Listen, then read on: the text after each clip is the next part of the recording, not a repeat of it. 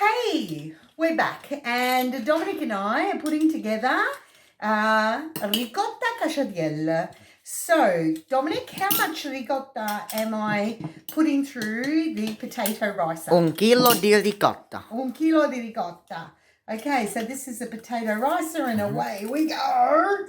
I'm nearly at the end. Oh, it's a bit of a... So Dominic weighed this for me. We actually he prepared all the ingredients for me, which is fantastic. Okay, so that I could take Mum to the doctors and she got her prescription and I managed to see a couple of friends, which was nice. Even though all we could do was stand 1.5 meters away from each other and say hello. But that was good.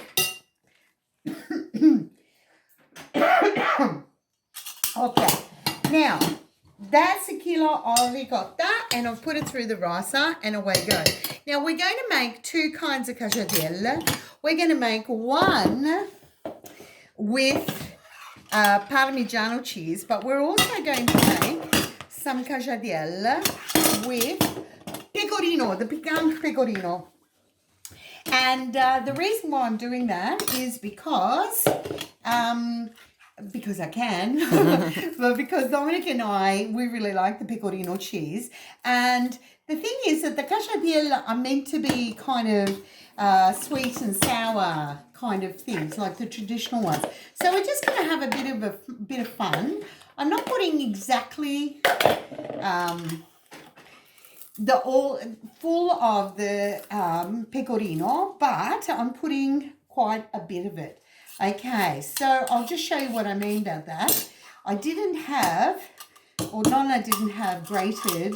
I needed about 80 grams for this amount of.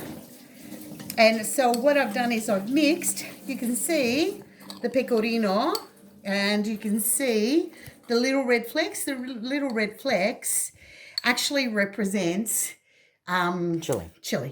Yeah. Okay, so I'm going to put that in there. Yeah. And I'm going to put that to one side because I'll do that separately. Yeah. So,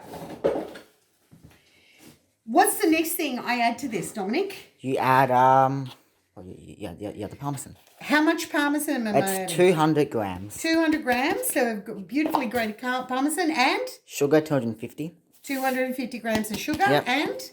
You need 3 eggs.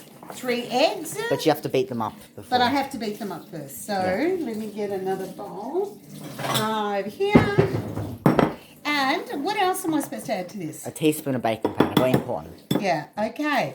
So here's a teaspoon of baking powder, which I'm going to add to that, yeah? Oh. I'd rather a full teaspoon of baking powder, but no. Okay. Yeah. All right, so that's 1. That's 2. And 3 of these. Right? So Dominic has done an absolutely amazing job of measuring everything while... Okay, I'm just going to beat that. Yes. And after I've beaten that, beat, I am going to add it to this. Yay! Right? And then I am going to get a wooden spoon. Maybe this wooden spoon. And I'm going to start mixing this, yep. Because this is going to be the filling for the casciatelli. So we're going to pause because this is going to be boring to watch all this, right? And when I come back, yay, we're back. So we've been mixing this for about 10 minutes, maybe even less. And so this is the filling. This is the filling with the regular Parmigiano, and this is the filling with the pecorino and the Parmigiano. So there are little red flakes in there, which is really nice. And we tasted it, and it just tasted beautiful. Okay, we're going to make the pastry now. So to make the pastry, I'm going to have 2 tablespoons of just vegetable canola oil, yeah? And I'm going to add to that 1, 2, 3, 4 eggs. Oh, there's a bit of an eggshell. Yep, let me get rid of that. Yes, that's out. Good. And I'm also going to add to this, I'm going to add the sugar. How much sugar are we adding to this? We are adding 1.5 cups of sugar. 1.5 cups of sugar. So not weighing this time, we're doing the Australian way, right? And we are also going to need a fork. Oh my goodness gracious me. Okay, going to need a fork because I'm going to mix this, right? And now to this, I'm going to add 1/2 cup of melted margarine. Yeah. Okay, just melted enough. Yeah. And then I'm also going to add, right, the zest of how many lemons, Dominic? 2 lemons. 2 lemons, yeah. Because I want to make the beautiful pastry. I want that to taste really nice as well, right? Mm-hmm. And now to this, I'm also going to add the last bit of liquid. How much milk? A cup. A cup of milk. Beautiful. And now Dominic has prepared for me in there. How much flour, Dominic? 3.5 cups of plain and self-raising. That 3.5 cups of plain and 3 cups of self-raising, yep. Which he has added, right, and mixed. Yeah. Okay. So now what I'm doing is I'm just going to mix this. Okay. Okay, so I've taken the pastry. Now I'm just working it a little bit. I'm not going to work it a lot. It's beautiful, as you can see. My hands, as you can see, are a little bit, because I used my hand to finish mixing it. And now I've got this beautiful, beautiful, delicious, smooth, gorgeous pastry. So here we go. We're back. We've set up the machine. As per normal, we need lots of flour because we don't want any of our work to, like the last time. Remember what happened? Oh, God, yeah. They're all stuck together. All stuck together. So we need plenty of flour. So we're not going to have to do this very much.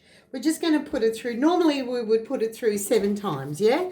But this isn't pasta. This is pastry, and it's sweet pastry, and it's very, very, very soft, yeah? So because it's very, very soft, we don't have to work it that much, yeah? To get it nice and smooth like this. It's beautiful. There we go. Done 3 times. Plenty of flour. And plenty of flour. Yep. So this is going to take a while because what we have to do is put it through the thickest setting first, and then we reduce it to a middle setting, and then to the setting that we want.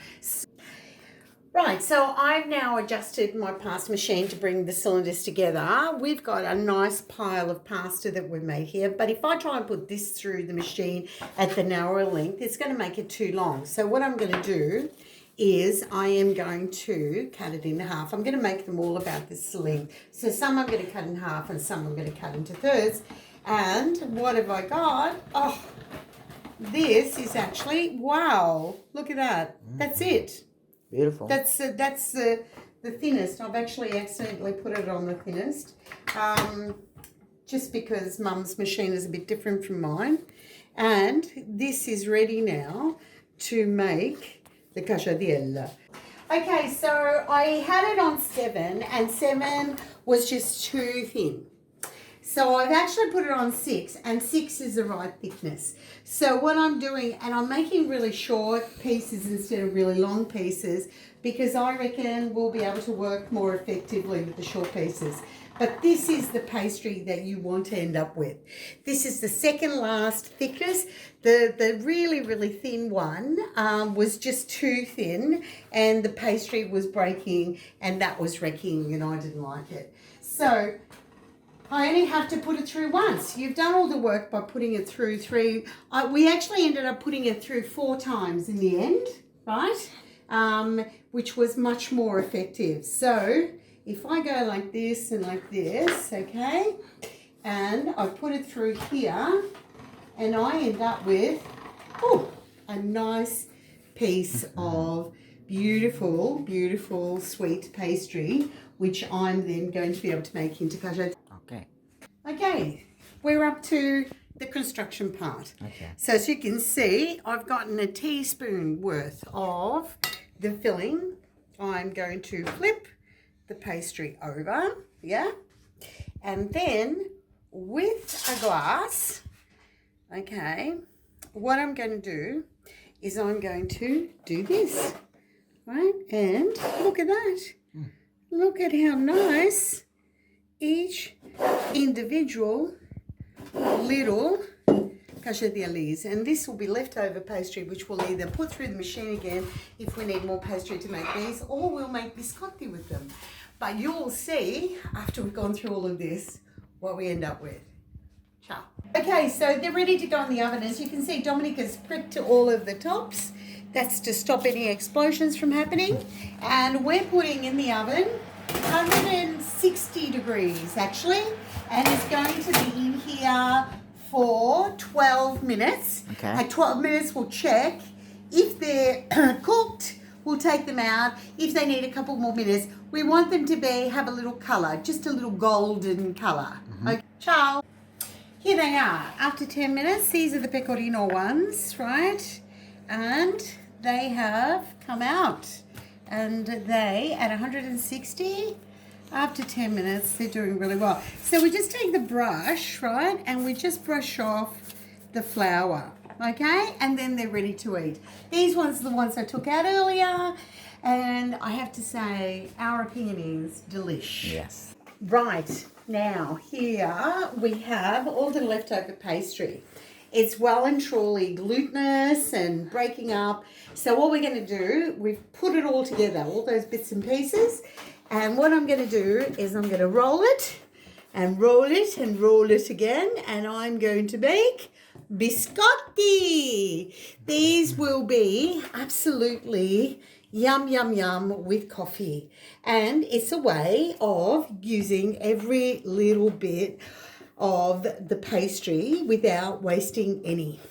Okay, so That's the timer. that's it. There's the timer. So we're going to check on the Yeah, third let's batch. go and check the next batch. Okay. And let's have a look. Oh, perfect. That's it. Perfect. Okay. 10 minutes and just right. They're just the right colour. I'm just going to put those in the oven while I quickly take the brush and just brush off the excess flour from the top. There you go. Okay. Okay, ciao.